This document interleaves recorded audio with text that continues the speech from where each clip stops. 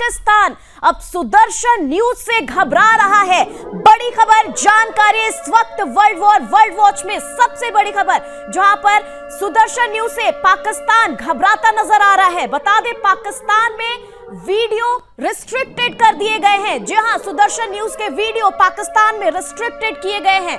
Sudarshan news की reporting से पाक की नींद उड़ गई है, होश उड़ गए हैं, चैन उड़ गई है। पाक के आतंकी प्रोपेगेंडा का मुंह तोड़ जवाब सुदर्शन न्यूज दे रहा है। इस वजह से रिस्ट्रिक्टेड किया गया है वीडियो। पाकिस्तान के आतंकवाद नेटवर्क का पर्दाफाश किया गया है। सुदर्शन न्यूज ने गद्दारों को आईना दिखाया है। राष्ट्र धर्म की सर्वोपरि आवाज सुदर्शन न्यूज, राष्ट्रवाद और हिंदुत्व की ताकत है सुदर्शन न्यूज।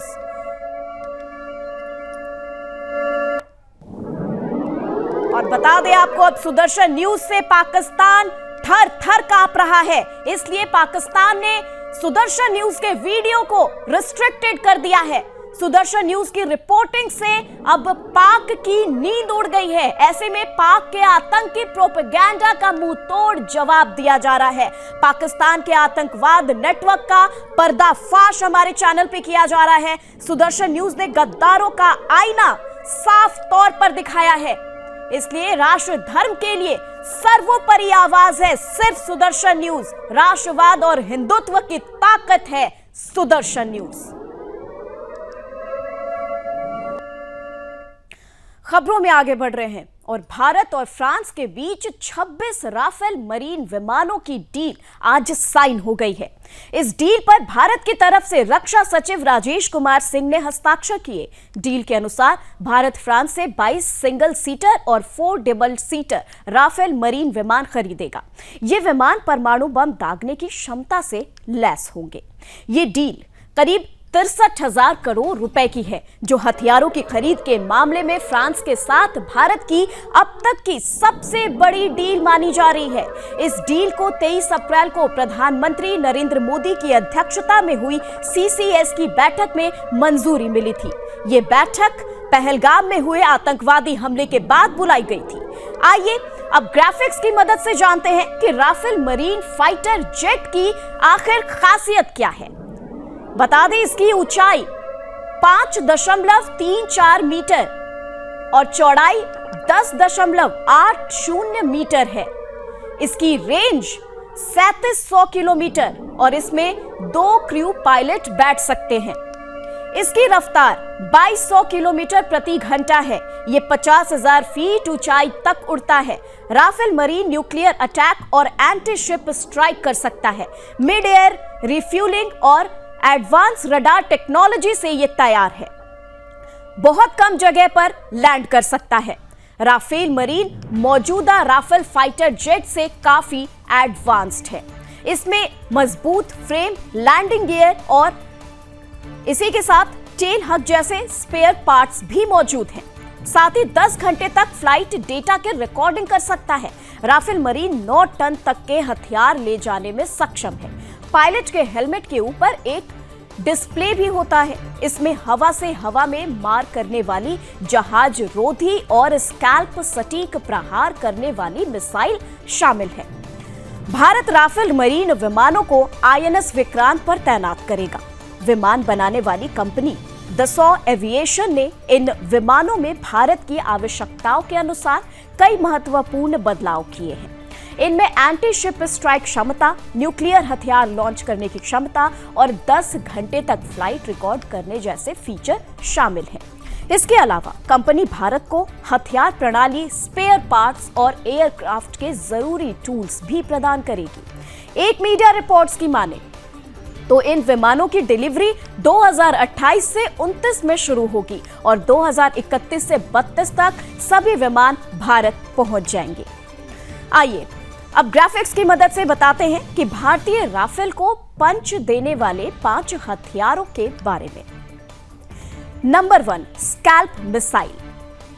लंबी दूरी तक वार करने वाली क्रूज मिसाइल है ये। Number 2, Meteor missile. लंबी दूरी तक हवा से हवा में मार करने वाली मिसाइल।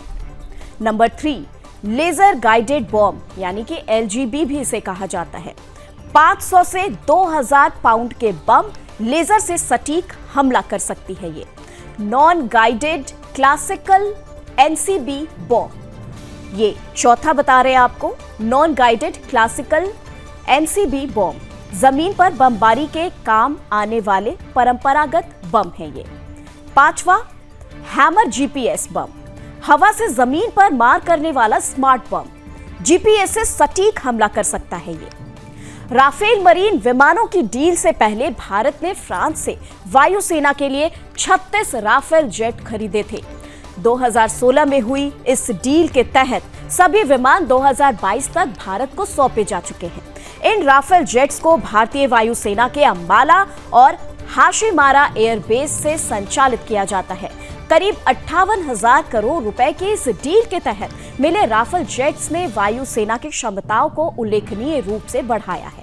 वहीं अब जो राफेल मरीन विमान खरीदे गए हैं वे वायुसेना के राफेल जेट्स की तुलना में अधिक एडवांस फीचर से लैस हैं। इनमें समुद्री अभियानों के लिए अतिरिक्त क्षमताएं और तकनीकी सुधार शामिल किए गए हैं। और चलिए अब ग्राफिक्स की मदद से जानते हैं कि राफेल एम और राफेल के बीच क्या अंतर है। जहां राफेल एम में एयरक्राफ्ट कैरियर्स पर लैंडिंग के हिसाब से एयर फ्रेम बनाया गया है, तो वहीं राफेल में स्टैंडर्ड एयर फ्रेम है। राफेल एम का विंग फोल्डेबल है तो राफेल का विंग नॉन फोल्डेबल है। राफेल एम में टेल हुक मौजूद है तो राफेल में टेल हुक नहीं है। राफेल एम की रडार में नौसेना के हिसाब से बदलाव किया गया है, तो वहीं राफेल में स्टैंडर्ड रडार है। राफेल एम कई सारे हथियारों और एंटी शिप मिसाइलों से लैस है और राफेल में स्टैंडर्ड रेंज के हथियार है। और चलिए, भारत ने फ्रांस से 26 राफेल मरीन लड़ाकू विमान खरीदने का डील किया है। ये विमान आईएनएस विक्रांत पर तैनात किए जाएंगे और नौसेना की ताकत को कई गुना बढ़ाएंगे। आईएनएस विक्रांत और विक्रमादित्य पर अभी पुरानी MiG 29 के फाइटर जेट तैनात हैं। राफेल मरीन की तैनाती से भारत की समुद्री सुरक्षा और हमलावर क्षमता काफी बढ़ जाएगी। नभ, थल और जल में नौसेना की पकड़ मजबूत होगी। MiG 29 के पुराने होने और रखरखाव में दिक्कतों के चलते नए फाइटर जेट की जरूरत पड़ी। राफेल मरीन की एडवांस रडार टेक्नोलॉजी और ज्यादा हथियार ले जाने की क्षमता इसे MiG 29 से और बेहतर बनाती है। वायुसेना के पास पहले से राफेल होने के चलते रखरखाव और ट्रेनिंग में आसानी होगी। भारत ने अमेरिका के F/A-18 सुपर हॉर्नेट और राफेल मरीन का परीक्षण किया था। फ्रांस ने समय सीमा बढ़ाने पर सहमति दी, जिसके बाद भारत ने राफेल मरीन को चुना। ये डील भारत फ्रांस संबंधों को भी और मजबूत करेगी।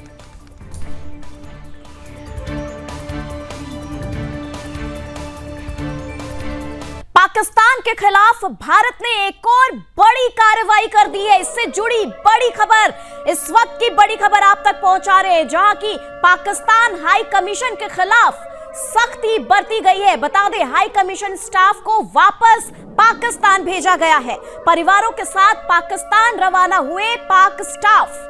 बड़ी खबर और जानकारी इस वक्त की, भारत सरकार के द्वारा एक और ताबड़तोड़ एक्शन पाकिस्तान के खिलाफ, जहां पर हाई कमीशन पर सख्ती बरती गई है। परिवार के साथ सभी सुरक्षा एजेंसियों के हवाले से बड़ी खबर आप तक पहुंचा रहे हैं, जहां की पाकिस्तान के आतंकी कैंप में अब खलबली मची हुई है। पीओके में आतंकी कैंप खाली करने की खबर सामने आ रही है। आतंकियों को लॉन्च पैड खाली करने को कहा गया है। बता दें, सुरक्षा एजेंसियों के हवाले से इस वक्त की बड़ी खबर, लाख पाकिस्तान हमारे वीडियो पे रिस्ट्रिक्शन लगा ले, लेकिन ये जो चेहरा है वो दुनिया के सामने हम उजागर करते रहेंगे। पाकिस्तान हाई कमीशन के खिलाफ सख्ती का ये खबर जो है ये सामने आ रही है, जहां हाई कमीशन स्टाफ को अब रवाना किया गया है। पाक स्टाफ को परिवारों के साथ पाकिस्तान रवाना किया गया है।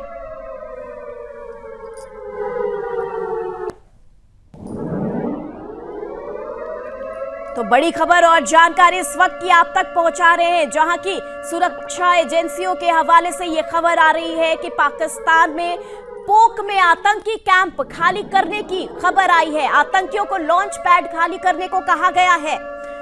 और इसी के साथ आपको बता दें कि भारत सरकार भी एक्शन मोड में नजर आई और पाकिस्तान पर अब हिंदुस्तान का डिजिटल एक्शन जारी है। पाकिस्तान के 16 यूट्यूब चैनल हिंदुस्तान में बैन किए गए हैं। हिंदुस्तान के खिलाफ आग उगल रहे थे यूट्यूब चैनल्स। पहलगाम आतंकी हमले के बाद हिंदुस्तान का एक्शन जारी है, ताबड़तोड़ एक्शन जारी है। और इसी के साथ सुदर्शन न्यूज का भी एक खुलासा लगातार जारी है।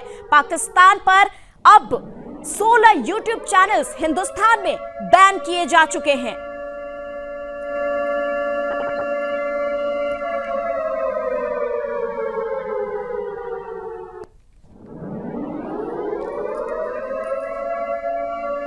बता दें, कई डिजिटल चैनल्स को बैन किया गया है। 16 यूट्यूब चैनल्स हिंदुस्तान में पाकिस्तान के बैन कर दिए गए हैं। इसी के साथ पाकिस्तान पर हिंदुस्तान का ये तमाम डिजिटल चैनल्स हैं, ये लिस्ट हैं जिन्हें बैन किया गया है।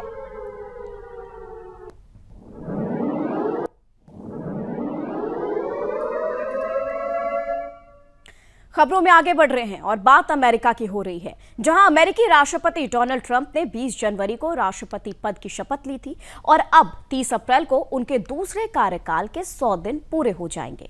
दूसरे कार्यकाल की शुरुआत के बाद से ट्रंप लगातार कई महत्वपूर्ण फैसले ले रहे हैं, जिनमें दुनिया पर रेसिप्रोकल टैरिफ लगाना, अवैध प्रवासियों को देश से बाहर निकालना और ताबड़तोड़ एग्जीक्यूटिव ऑर्डर जारी करना शामिल है। इलेक्शन कैंपेन के दौरान ट्रंप ने अवैध प्रवासियों को बाहर निकालने, अमेरिका को फिर से ग्रेट बनाने, टैक्स और महंगाई को कम करने और इसी के साथ नौकरियां पैदा करने का वादा किया था। इसके अलावा ट्रंप ने अपनी रैलियों में शपथ लेने के 24 घंटे के भीतर गाजा और यूक्रेन युद्धों को समाप्त करने का दावा भी किया था। अब तक ट्रंप ने 140 एग्जीक्यूटिव ऑर्डर पर साइन किए हैं, जो उनके पहले कार्यकाल की तुलना में बहुत अधिक है, क्योंकि पहले कार्यकाल के पहले 100 दिनों में उन्होंने सिर्फ 33 एग्जीक्यूटिव ऑर्डर पर साइन किए थे। आइए अब ग्राफिक्स की मदद से बताते हैं कि ट्रंप को वो 8 फैसले जिसका असर अमेरिका समेत दुनिया भर में देखने को मिला है। और पहला है वो टैरिफ है। ग्लोबल इकोनॉमी में हड़कंप रेसिप्रोकल टैरिफ यानी कि जैसे को तैसा टैक्स नीति लागू की गई। 2 अप्रैल को 75 देशों पर टैरिफ लगाया गया। 7 दिन बाद बाजारों में हड़कंप और मंदे की आशंका के बीच चीन को छोड़ बाकी टैरिफ को 90 दिनों के लिए निलंबित कर दिया गया। इस फैसले का 75 देशों की जीडीपी पर नकारात्मक असर भी पड़ा। जर्मनी, ब्रिटेन में उत्पादन और दक्षिण कोरिया में निर्यात घटा। भारतीय फार्मा पर भी इसका असर देखने को मिला। दूसरा, विदेश नीति। विदेशी मदद पर रोक का फैसला, विदेशी सहायता पर रोक का फैसला लिया गया। वहीं USAID के तहत दुनिया भर के 83% कॉन्ट्रैक्ट रद्द किए गए। ईरान से परमाणु बातचीत शुरू की गई। भारत के साथ सैन्य हथियार को लेकर समझौता हुआ। पनामा नहर और ग्रीनलैंड पर नियंत्रण की मांग की गई। इससे वैश्विक मदद और कूटनीति में अनिश्चितता बढ़ी है। वहीं USAID बंद होने से 100 देशों में 10,000 नौकरियां गई हैं, 10,000 नौकरियां गई हैं और कई हेल्थ क्लिनिक बंद हुए हैं। वहीं तीसरी बात कर ले तो ट्रंप बनाम यूनिवर्सिटी। छात्रों और शिक्षा पर सख्ती से टकरा। यूनिवर्सिटीज में DEI कार्यक्रमों पर प्रतिबंध का फैसला लिया गया। यूनिवर्सिटीज से विदेशी अनुदान का रिकॉर्ड मांगा। हार्वर्ड की $2.3 अरब की फंडिंग रोकी। 1000 से ज्यादा अंतर्राष्ट्रीय छात्रों की वीजा रद्द की गई। सैकड़ों को निर्वासित भी किया गया। इससे शिक्षा क्षेत्र तनाव और अनिश्चितता बढ़ गई। 200 यूनिवर्सिटीज ने स्वायत्तता पर सवाल उठाए हैं। हार्वर्ड ने ट्रंप सरकार पर केस भी दायर कर दिया है। और चौथा जो पॉइंट है वो रूस यूक्रेन में बातचीत की कोशिश है। गाजा कब्जे की घोषणा, यूक्रेन की सहमति के बिना रूस के साथ युद्ध विराम बातचीत शुरू की। 4 मार्च को यूक्रेन को सैन्य मदद रोकी और बाद में जारी की गई। वहीं गाजा युद्ध को रोकने के बजाय 20 मार्च को गाजा पर कब्जे की इच्छा जताई गई। इजरायल को पूर्ण समर्थन दिया गया। गाजा में मानवीय संकट और गहराया। और 5वां, महंगाई। गैस, ऑटो पार्ट्स की कीमतों में उछाल। कॉर्पोरेट टैक्स 21% से घटाकर 15% किया गया। 10 मार्च को ट्रंप ने फेडरल रिजर्व पर ब्याज दरें कम करने का दबाव डाला।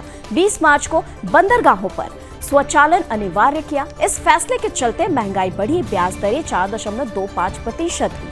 और गैस 4.3% और ऑटो पार्ट्स 6% महंगे हुए।